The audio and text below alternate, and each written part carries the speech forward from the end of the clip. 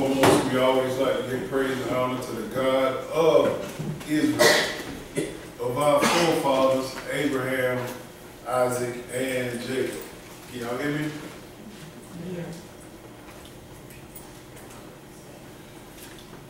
Tonight is the beginning of the 8th day Feast of Tabernacles.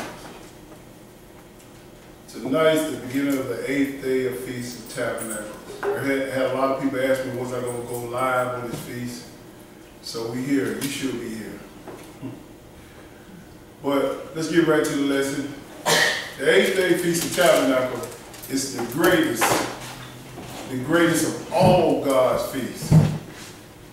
And people say, why can you say that? This is the time that we're going to meet the Father.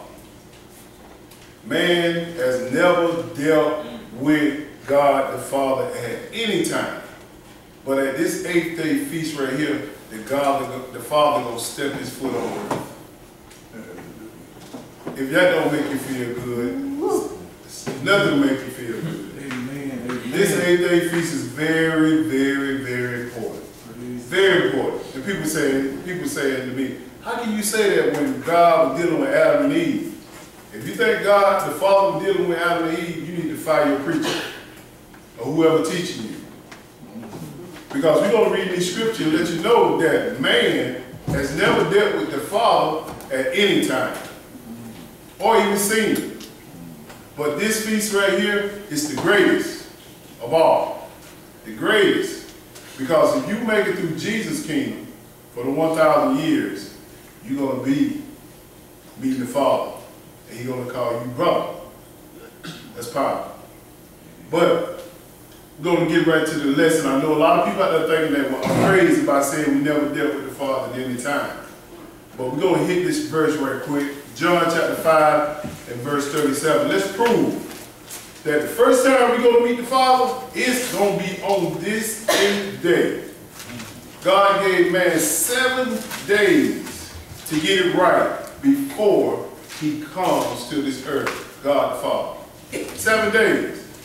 And we know that one day to God is like 1,000 years. 1,000 years, bro. So on this 8th day, the Father coming down with his kingdom. So we're going to lead up to that event. We got to know what's going on with Jesus and how it leads up to the 8th day. Because we don't have that much information on the 8th day. Because he told us, eyes haven't seen, ears haven't heard what I got prepared for you.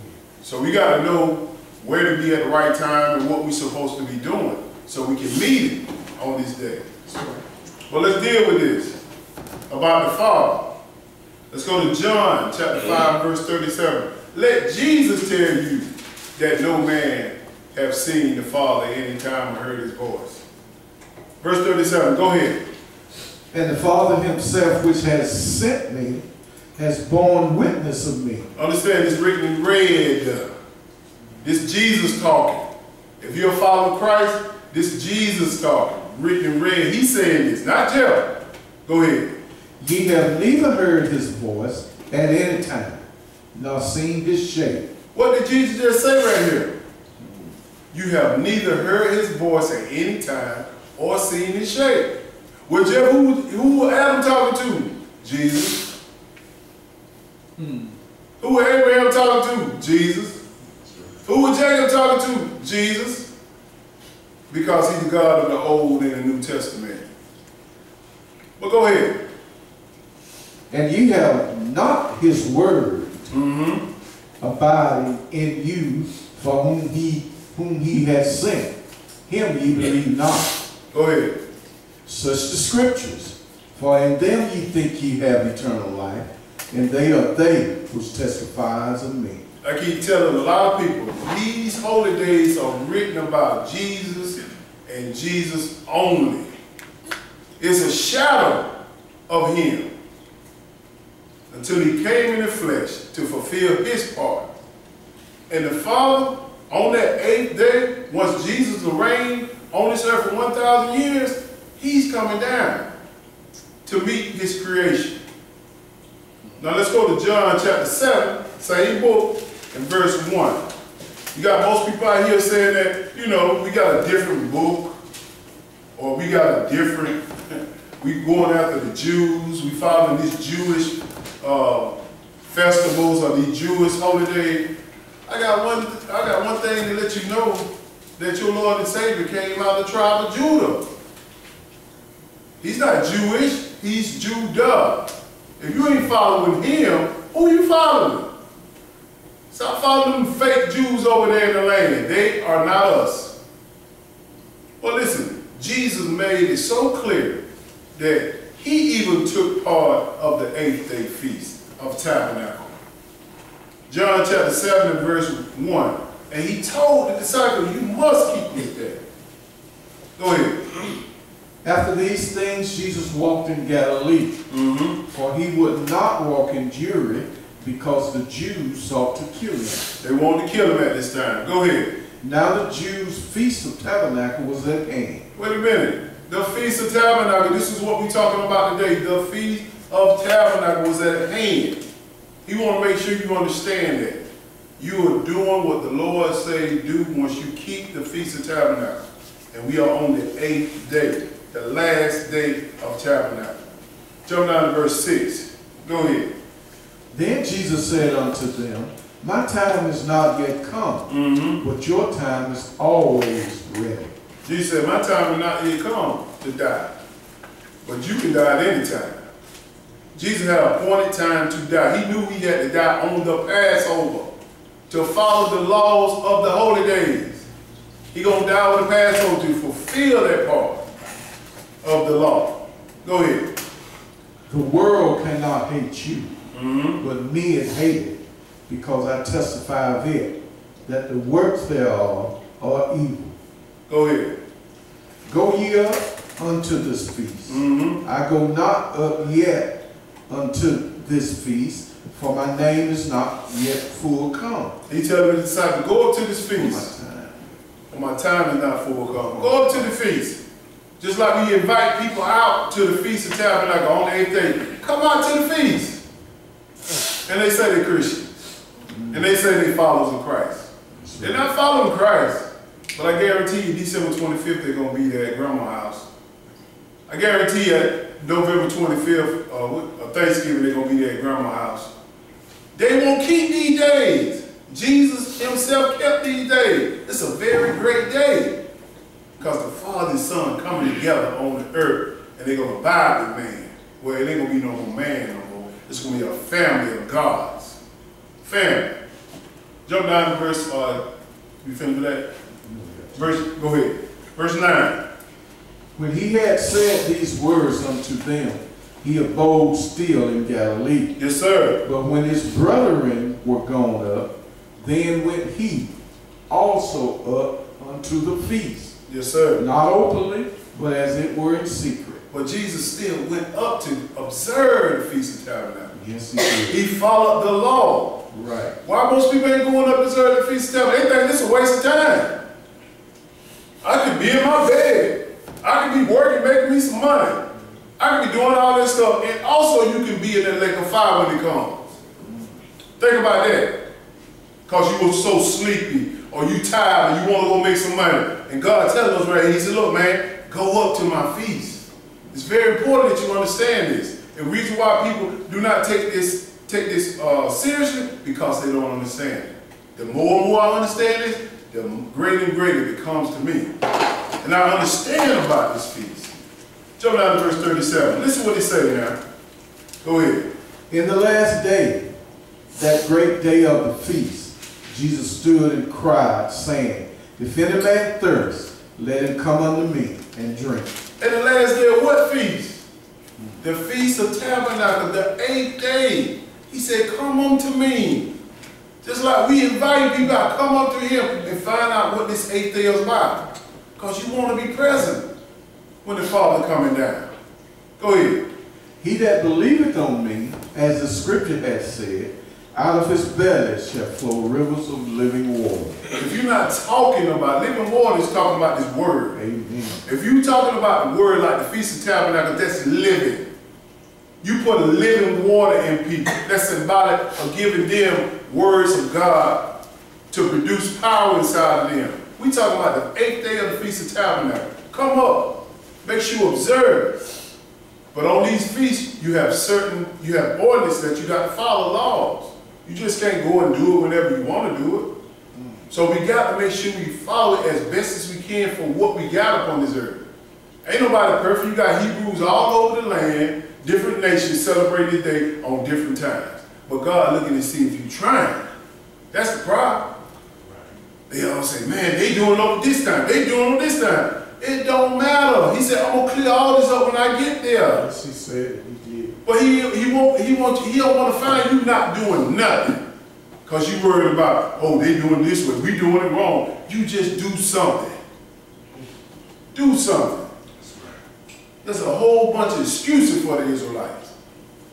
Now let's get to the ordinance of this feast. Leviticus chapter 23. In verse 1. I just want to make sure that people understand this 8th-day feast is the most precious one of all. The most precious one. But we got to understand what we're supposed to be doing on this feast. Leviticus 23 verse 1. Go ahead. And the Lord spake unto Moses, saying, Speak unto the children of Israel, and say unto them, Yes, sir. Concerning the feast of the Lord, which ye shall proclaim to be holy convocation. Even these are my feasts. Who feasts are these? The Lord's feast. No, they said the Jews, yeah. You follow the Jews. You Jewish. Or you ain't Jewish. First of all, neither one. I'm an Israelite. I don't know what tribe I'm from. So stop trying to put a label in the tribe on me. That 12 tribe chart, y'all need to throw that crap away. Understand that. What they got online. But anyway, he says, they have a holy convocation. This is why we're here tonight. We're supposed to start the 8th day at the evening and carry it all the way over to the next evening, the whole day. These 7 days supposed to observe the Feast of Tabernacles. But he said, have a convocation on the first day of Feast of Tabernacles and on the 8th day of Feast of Tabernacles. This is why we're here. But we're dealing with another feast right here. Go ahead. 6 days shall work be done. But the 7th day is the Sabbath of rest. Now we're dealing with the weekly Sabbath. It's also a holy day.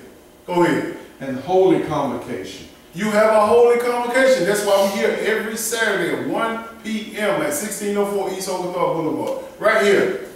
Holding the feast of the Lord. Go ahead. Ye shall do no work therein. It is the Sabbath of the Lord in all your dwelling. So if you in a dwelling place, you're supposed to keep this day holy, the Sabbath. Period. Go ahead. These are the feasts of the Lord. These are the feasts of who? The Lord. What's the Lord's name? Jesus. Jesus Christ. That's his name, Jesus. He came in his Father's name. That's the Father's name too. But they don't understand that. In the Old Testament, he came by the name of Jehovah. In the New Testament, when he came, he said, I'm going to take upon my Father's name. Clear it up in your mind. Go ahead. These are the feasts of the Lord, even holy convocations, which ye shall proclaim in their season. This is the season for it. We understand that when we take it upon to find the dates off these holy days, we have to find the first spring moon. A Gentile called me today, asked me, how you figure out the calendar? Where you get this from? How you do this and how you do that? I had to send him something to explain it. I told him the first spring moon of the month of spring, we counted 14 days. From 14 days, we know that evening that's the Passover. Then from the 15th day, we take the Feast of Unleavened Bread. Then the 21st day, we take that last day of the Feast of Unleavened Bread. Then we go to the Pentecost. Then we go to trumpets.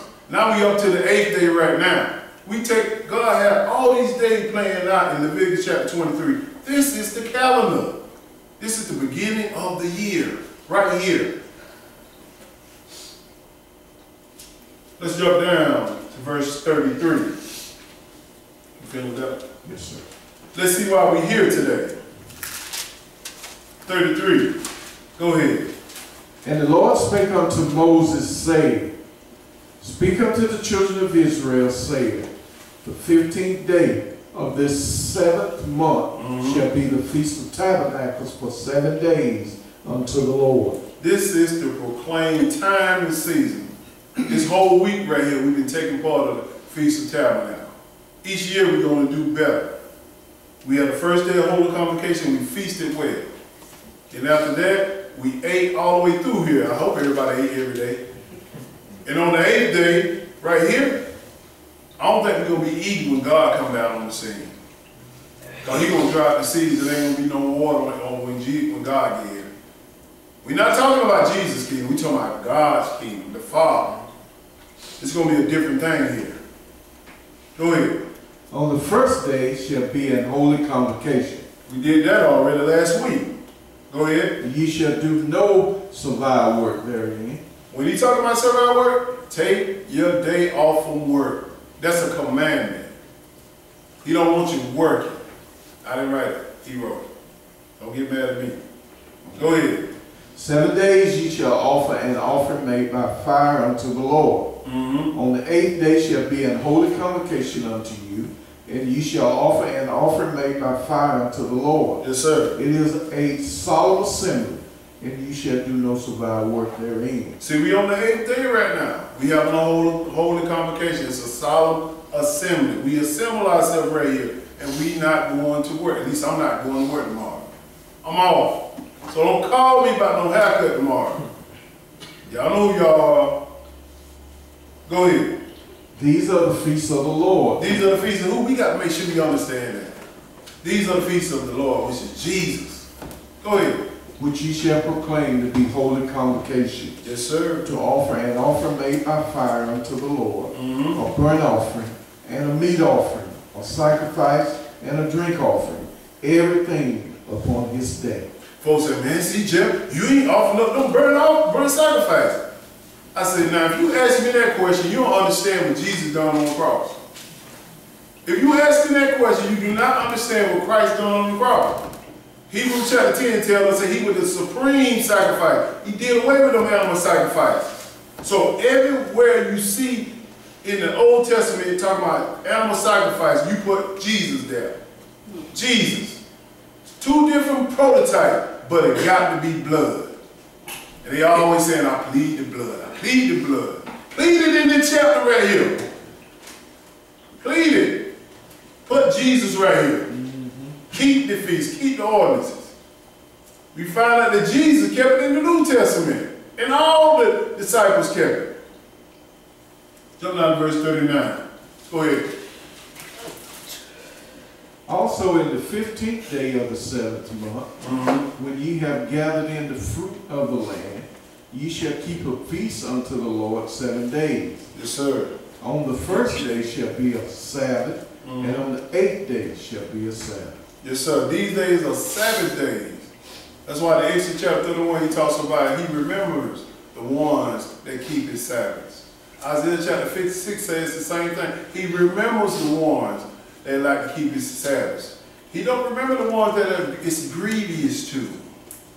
Who's complaining in their minds. Who's faking it. He don't remember that. You wasting your time. Go out there and do whatever. Go out there. Get into this. This is your lifeline. This is your water to drink. And it ain't liquid. This is the word of God. Go ahead. 40. And ye shall take you on the first day the boughs of goodly trees. Yes, sir. Branches of palm trees, and the boughs of thick trees, and willow of the brook. Yes, sir. And ye shall rejoice before the Lord your God 7 days. These are booths that we have to build if we have the capability of building in our yards or whatever. A booth. It's short, it's giving a great message where he tells us about temporary dwellings. God gave this man 7 days to get it right before the Father come down here on the 8th day. One day of the Lord is 1,000 years. So we got to understand, we got to get it right and understand what these temporary dwellings are booths. Go ahead, we're going to look at this right here. And ye shall keep it a feast unto the Lord 7 days in the year. It shall be a statute forever in your generations. How long is forever? How long forever? God said, I don't change. I'm just saying yesterday, today, and forevermore. So you telling me God changed these, and you put a Christmas tree up in your house, you change. If you want to build something, you want to praise something, go get you a booth. Don't put no Christmas tree up. Build you a booth. Go get them trees. Light it up, put it all how you want it, everywhere. Get into it like you get into that Christmas tree. He telling you to get the trees and build a booth. And attempt to build a booth. It's some significance for this. These booths represent temporary dwellings. Our body is a booth. It's temporary because we're going to put on spirit form, whether it be in the lake of fire or in the kingdom. Period. Go ahead. Ye shall celebrate it in the 7th month. Ye shall dwell in booths 7 days. All that are Israelite born shall dwell in booths. I try to do my best and build me a booth. I'm going to get better at it. I know it look crazy right now, but I'm going to get better. My boo won't look all right, man. I'm going to get right. I ain't say my boo, I said my boots. He's telling me right here. And these boots are temporary. You put them up, they're going to fall down. Just like these bodies are temporary. Everything that God gives us is temporary until the real thing comes. He's telling the same exact story in all his holy days. His number is 7. Right. 7. Right. In everything. You got the 7 days in the week. The Sabbath on the 7th day. You got 7 days for man or woman have an issue of blood. They unclean. And on the 8th day they clean. That got some significance in it. But he tells us to dwell in these booths for 7 days. And once we dwell in these booths for 7 days, you're tearing it down. And that's how God said, I'm going to tear all this flesh and blood down on the 8th day. When I'm going to put my kingdom together with nothing but God's. See, in Jesus' kingdom, that 1,000 years, you're going to have flesh and blood there. They still going to be dying. So a man going to die at 100 years old in Jesus' kingdom, still dying. But in the Father's kingdom, ain't no more death. We're going to get into that. Keep going. Verse 43. That your generation may know that I made the children of Israel to dwell in booths. When I brought them out of the land of Egypt. I am the Lord, your God. I know them folks looking at my neighbor looking at me, what in the world that man got up under there? I know I want them to come over here and ask me. That's an opportunity to witness to them. These booths is very important, just for you to understand. They're temporary. But let's go to Matthew chapter 24.